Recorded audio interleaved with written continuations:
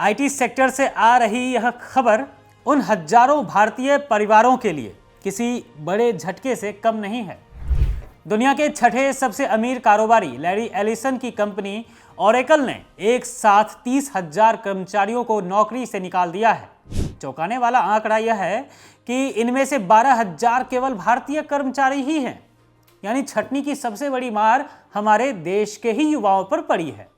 सुबह 6 बजे जब इनबॉक्स में टर्मिनेशन लेटर आया तो कुछ ही मिनटों में कर्मचारियों का सिस्टम एक्सेस भी छीन लिया गया।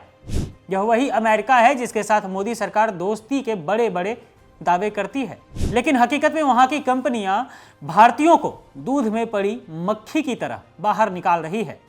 एक तरफ दुनिया भीषण गैस संकट और बढ़ती महंगाई की दोहरी मार झेल रही है, लोगों की रोजी रोटी पर संकट गहरा रहा है, और दूसरी तरफ अमेरिकी कंपनियां भारतीयों को सबसे पहले निशाना बना रही है। ट्रंप सरकार के दौर में जिस तरह से भारत का अपमान करने की कोशिश हुई, जैसे अमेरिका में रह रहे अवैध भारतीयों को जंजीरों में जकड़कर उनके देश यानी कि भारत छोड़ना, और अब वहां का कॉर्पोरेट जगत भी उसी राह पर चलता दिख रहा है। सवाल यह है कि आखिर मोदी सरकार की विदेश नीति इन आईटी प्रोफेशनल्स के हितों की रक्षा करने में विफल क्यों साबित हो रही है? क्या विदेशी दौरों और बड़े आयोजनों का मकसद सिर्फ फोटो खिंचवाना है, जबकि हकीकत में 7 समंदर पार बैठा भारतीय आज खुद को असुरक्षित, बेरोजगार और अपमानित महसूस कर रहा है? अगर आंकड़ों की बात करें तो पिछले 3 सालों में ही केवल अमेरिकी कंपनियों ने 1 लाख से ज्यादा भारतीयों को सड़क पर ला खड़ा किया है। अकेले 2026 के शुरुआती 3 महीनों में ही ओरेकल, अमेजन और मेटा जैसी कंपनियों ने मिलकर करीब 20,000 से ज्यादा भारतीय प्रोफेशनल्स को बेरोजगार कर दिया है। जो युवा लाखों का लोन लेकर सुनहरे भविष्य का सपना देखकर अमेरिका गए थे यहां से, क्योंकि मोदी जी तो यहां पर जॉब दे नहीं पा रहे हैं तो वहां जा रहे हैं, आज वहां की सड़कों पर भी अपनी पहचान बचाने के लिए संघर्ष कर रहे हैं हमारे देश के युवा। सिर्फ अमेरिका ही नहीं, खाड़ी देशों से लेकर यूरोप तक अब तक करीब 1.5 लाख से ज्यादा भारतीय इस ग्लोबल ले ऑफ की बलि चढ़ चुके हैं।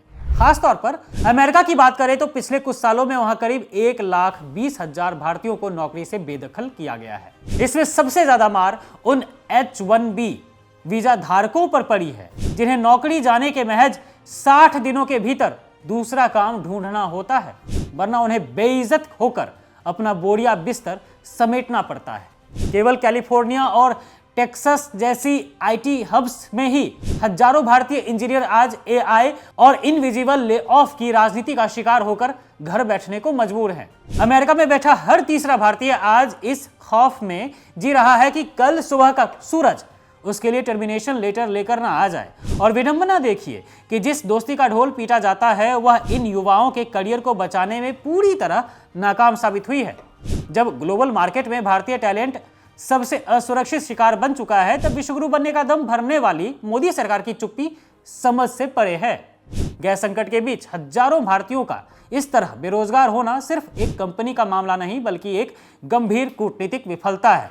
मोदी सरकार को यह जवाब देना ही होगा कि आखिर उनकी कमजोर पड़ती विदेश नीति के चलते भारतीय युवाओं के भविष्य के साथ यह खिलवाड़ कब तक चलता रहेगा? क्या हम सिर्फ डिजिटल इंडिया के आंकड़े देखते रहेंगे या इन युवाओं के करियर और सम्मान की सुरक्षा की गारंटी भी तय करेंगे?